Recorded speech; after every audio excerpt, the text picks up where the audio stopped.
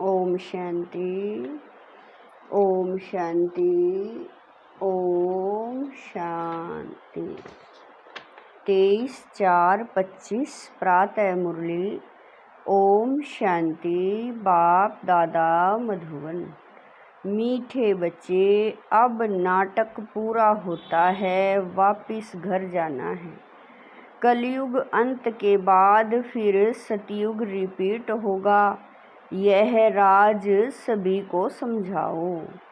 प्रश्न है, आत्मा पार्ट बजाते बजाते थक गई है। थकावट का मुख्य कारण क्या है?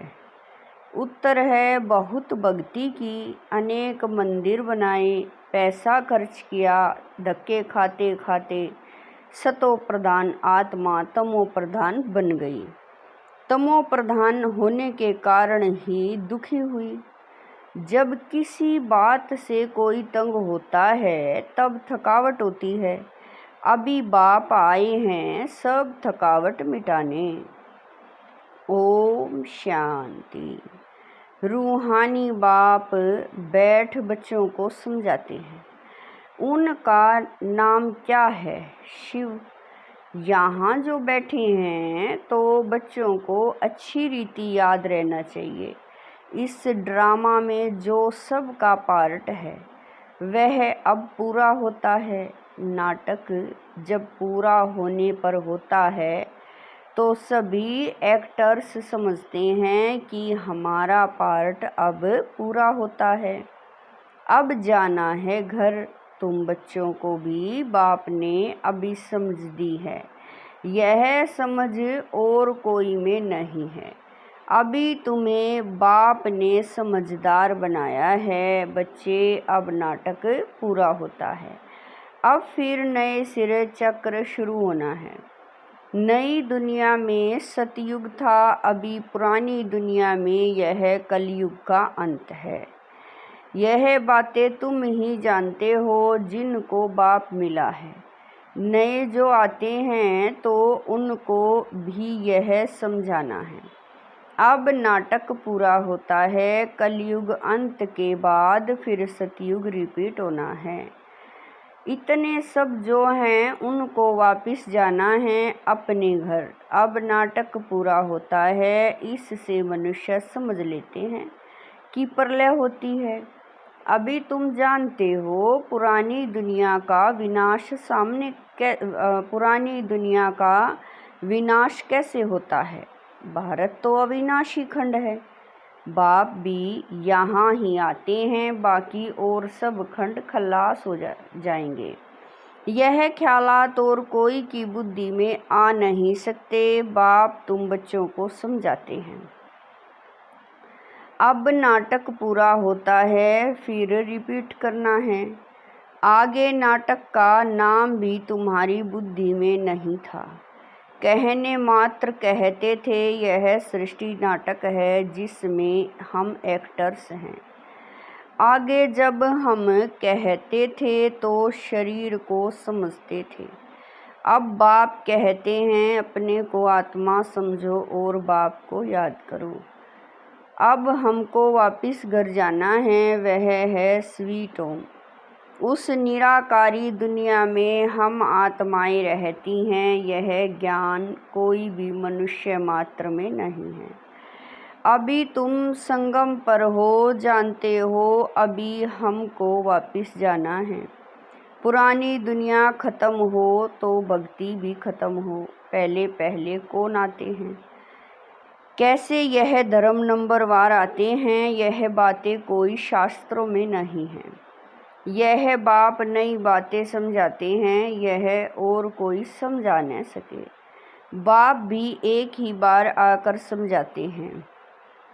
ज्ञान सागर बाप आते ही एक बार हैं, जबकि नई दुनिया की स्थापना, पुरानी दुनिया का विनाश करना है। बाप की याद के साथ यह चक्कर भी बुद्धि में रहना चाहिए। अब नाटक पूरा होता है, हम जाते हैं घर। पार्ट बजाते बजाते हम थक गए हैं। पैसा भी खर्च किया, भक्ति करते करते हम सतो प्रधान से तमो प्रधान बन गए। दुनिया ही पुरानी हो गई है। नाटक पुराना कहेंगे नहीं, नाटक तो कभी पुराना होता नहीं। नाटक तो नित्य नया है, यह चलता ही रहता है, बाकी दुनिया पुरानी होती है। हम एक्टर्स तमोप्रधान दुखी हो जाते हैं, थक जाते हैं, सतयुग में थोड़े ही थकेंगे। कोई बात में थकने का, तंग होने की बात नहीं, यहाँ तो अनेक प्रकार की तंगी देखनी पड़ती है। तुम जानते हो यह पुरानी दुनिया खत्म होनी है, संबंधी आदि कुछ भी याद नहीं आना चाहिए। एक बाप को ही याद करना चाहिए जिससे विक्रम विनाश होते हैं। विक्रम विनाश होने का और कोई उपाय नहीं है। गीता में भी मन मना भव अक्षर है, परंतु अर्थ कोई समझ न सके। बाप कहते हैं मुझे याद करो और वर्षे को याद करो। तुम विश्व के वारिस अर्थात मालिक थे, अभी तुम विश्व के वारिस बन रहे हो तो कितनी खुशी होनी चाहिए। अभी तुम कोड़ी से हीरे मिसल बन रहे हो, यहाँ तुम आए ही हो बाप से वर्षा लेने। तुम जानते हो जब कलाएं कम होती हैं तब फूलों का बगीचा मुरझा जाता है। अभी तुम बनते हो गार्डन ऑफ फ्लावर। सतयुग गार्डन है तो कैसा सुंदर है। फिर धीरे धीरे कला कम होती जाती है, 2 कला कम हुई, गार्डन मुरझा गया। अभी तो कांटों का जंगल हो गया। अभी तुम जानते हो दुनिया को कुछ भी पता नहीं है।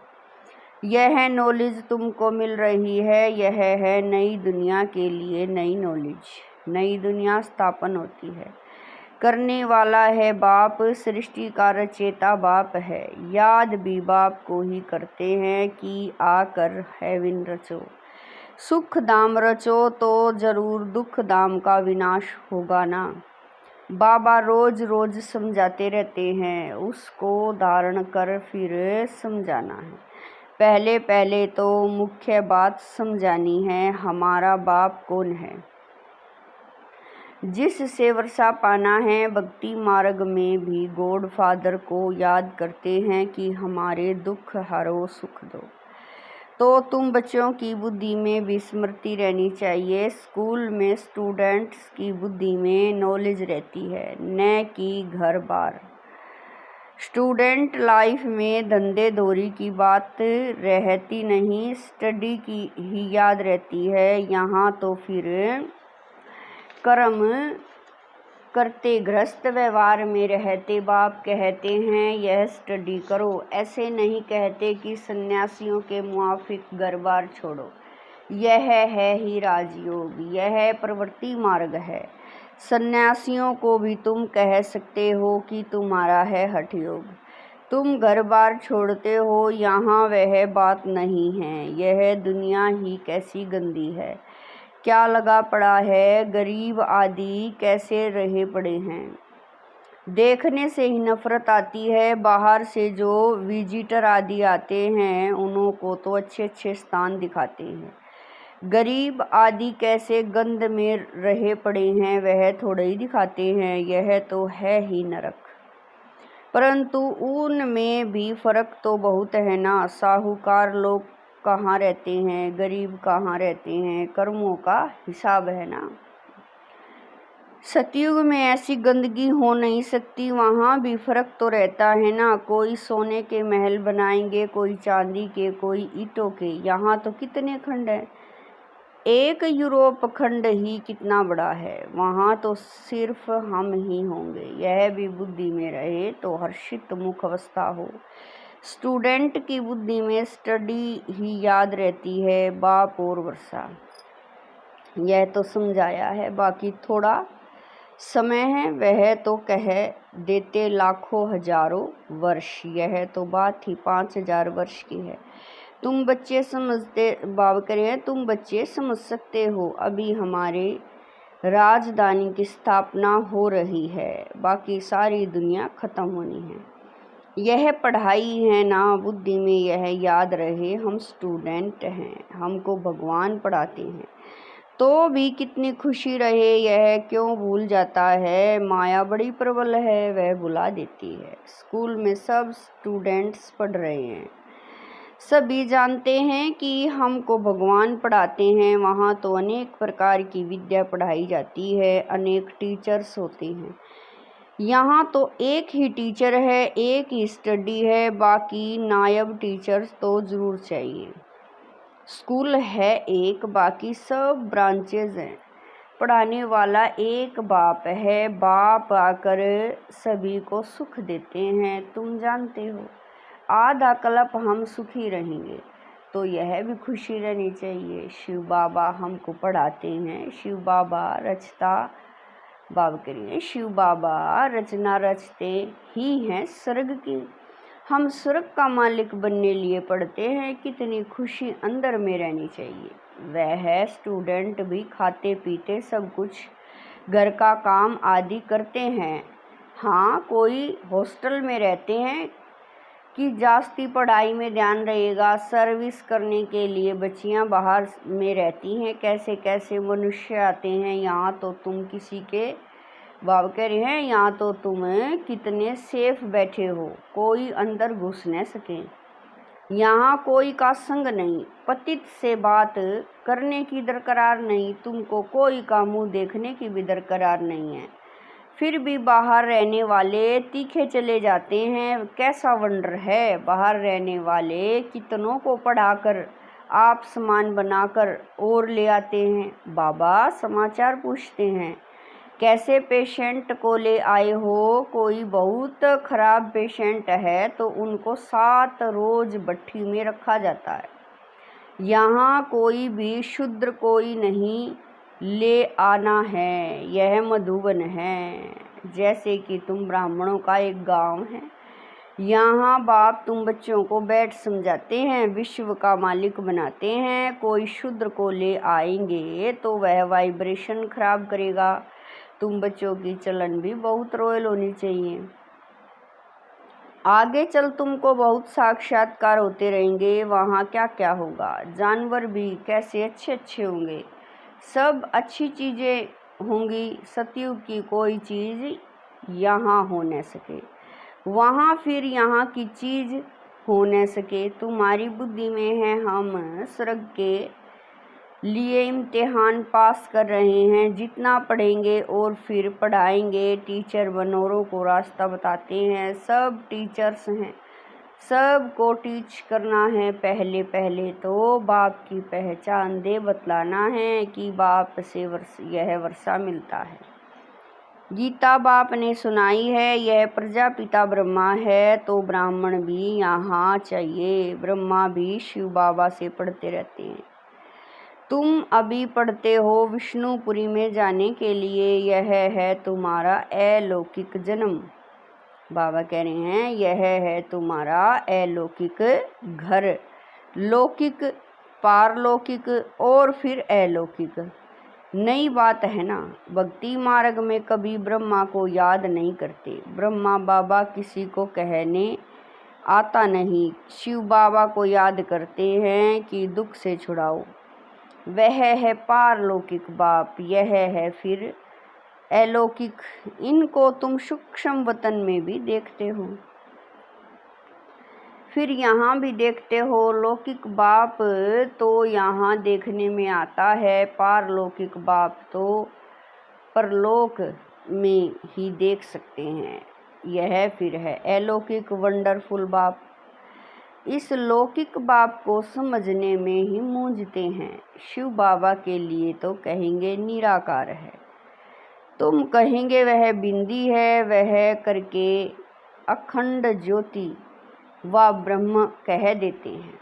अनेक मत हैं, तुम्हारी तो एक ही मत है। एक द्वारा बाप ने मत देना शुरू की, फिर वृद्धि कितनी होती है। तो तुम बच्चों की बुद्धि में यह रहना चाहिए, हमको शिव बाबा पढ़ा रहे हैं, पतित से पावन बना रहे हैं। रावण राज्य में जरूर पतित तमो प्रधान बनना ही है, नाम ही है पतित पावन। पतित दुनिया, भाव कह रहे हैं नाम ही है पतित दुनिया। सब दुखी भी हैं, तब तो बाप को याद करते हैं कि बाबा हमारे दुख दूर कर हमको सुख दो। सब बच्चों का बाप एक ही है, वह तो सबको सुख देंगे ना। नई दुनिया में तो सुख ही सुख है, बाकी सब शांति धाम में रहते हैं। यह बुद्धि में रहना चाहिए। अभी हम जाएंगे शांति धाम। जितना नज़दीक आते जाएंगे तो आज की दुनिया क्या है, कल की दुनिया क्या होगी, सब देखते रहेंगे। स्वर्ग की बादशाही नज़दीक देखते रहेंगे। तो बच्चों को मुख्य बात समझाते हैं। बुद्धि में यह याद रहे कि हम स्कूल में बैठे हैं, शिव बाबा इस रथ पर सवार हो आए हैं हमको पढ़ाने। यह भागीरथ है, बाप आएंगे भी जरूर एक बार। भागीरथ का नाम क्या है यह भी किसको पता नहीं है। यहाँ तुम बच्चे जब बाप के सम्मुख बैठते हो तो बुद्धि में याद रहे कि बाबा आया हुआ है, हमको सृष्टि चक्र का राज बता रहे हैं। अभी नाटक पूरा होता है। हाँ, अब हमको जाना है। यह बुद्धि में रखना कितना सहज है, परंतु यह भी याद कर नहीं सकते। अभी चक्र पूरा होता है, अब हमको जाना है, फिर नई दुनिया में आकर पार्ट बजाना है। फिर हमारे बाद फलाने फलाने आएंगे। तुम जानते हो यह चक्कर सारा कैसे फिरता है। दुनिया वृद्धि को कैसे पाती है, नई से पुरानी, फिर पुरानी से नई होती है। विनाश के लिए तैयारियां भी देख रहे हो, नेचुरल कैलमिटीज भी होनी है। इतने बॉम्ब्स बनाकर रखी हैं तो काम में तो आने हैं ना। बॉम्ब से ही इतना काम होगा जो फिर मनुष्यों के लड़ाई की दरकरार नहीं रहेगी। लश्कर को फिर छोड़ते जाएंगे, बॉम्ब्स फेंकते जाएंगे, फिर इतने सब मनुष्य नौकरी से छूट जाएंगे तो भूख मरेंगे ना। यह सब होने का है। फिर सिपाही आदि क्या करेंगे, अर्थक्वेक होती रहेगी, बॉम्ब्स गिरते रहेंगे, एक दो को मारते रहेंगे, खूने नाहक खेल तो होना है ना। तो यहाँ जब आकर बैठते हो तो इन बातों में रमण करना चाहिए। शांति धाम, सुख धाम को याद करते रहो। दिल से पूछो हमको क्या याद पड़ता है। अगर बाप की याद नहीं है तो जरूर बुद्धि कहाँ भटकती है। विक्रम भी विनाश नहीं होंगे, पद भी कम हो जाएगा। अच्छा, बाप की याद नहीं ठहरती तो चक्र का सिमरण करो तो भी खुशी चढ़े, परंतु श्रीमत पर नहीं चलते, सर्विस नहीं करते तो बाप दादा की दिल पर भी नहीं चढ़ सकते। सर्विस नहीं करते तो बहुतों को तंग करते रहते हैं। कोई तो बहुतों को आप समान बनाए और बाप के पास ले आते हैं तो बाबा देखकर खुश होते हैं। अच्छा, मीठे मीठे शकील दे बच्चों प्रति माता पिता बाप दादा का याद प्यार और गुड मॉर्निंग। रूहानी बाप की रूहानी बच्चों को नमस्ते। हम रूहानी बच्चों की रूहानी माता पिता बाप दादा को दिलवा जान शिकवा प्रेम से याद प्यार गुड मॉर्निंग नमस्ते ओम शांति। मेरे बाबा मीठे बाबा प्यारे बाबा, लाख लाख शुक्रिया मेरे बाबा। धारणा के लिए मुख्य सार है। नंबर 1, सदा हर्षित रहने के लिए बुद्धि में पढ़ाई और पढ़ाने वाले बाप की याद रहे। खाते पीते सब काम करते पढ़ाई पर पूरा ध्यान देना है। नंबर 2, बाप दादा की दिल पर चढ़ने के लिए श्रीमत पर बहुतों को आप समान बनाने की सर्विस करनी है। किसी को भी तंग नहीं करना है। वरदान है अशरीरीपन के इंजेक्शन द्वारा मन को कंट्रोल करने वाले एकाग्रचित्त भव। वरदान है अशरीरीपन के इंजेक्शन द्वारा मन को कंट्रोल करने वाले एकाग्रचित्त भव। जैसे आजकल अगर कोई कंट्रोल में नहीं आता है, बहुत तंग करता है, उछलता है या पागल हो जाता है, तो उनको ऐसा इंजेक्शन लगा देते हैं जो वह शांत हो जाए। ऐसे अगर संकल्प शक्ति आपके कंट्रोल में नहीं आती तो अशरीरीपन का इंजेक्शन लगा दो।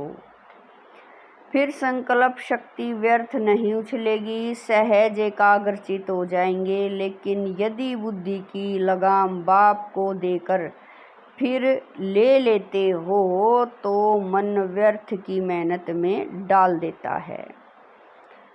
अब व्यर्थ की मेहनत से छूट जाओ। स्लोगन है, अपने पूर्वज स्वरूप को स्मृति में रख, सर्व आत्माओं पर रहम करो। स्लोगन है, अपने पूर्वज स्वरूप को स्मृति में रख, सर्व आत्माओं पर रहम करो। अव्यक्त इशारे कंबाइंड रूप की स्मृति से सदा विजयी बनो।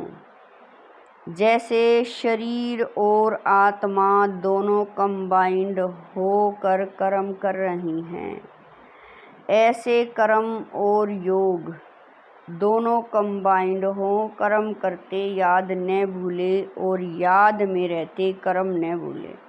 क्योंकि आपका टाइटल ही है कर्मयोगी। कर्म करते याद में रहने वाले सदा न्यारे और प्यारे होंगे, हल्के होंगे। नॉलेजफुल के साथ साथ पावरफुल स्टेज पर रहो। नॉलेजफुल और पावरफुल, यह दोनों स्टेज कंबाइंड हो तब स्थापना का कार्य तीव्र गति से होगा। ओम शांति।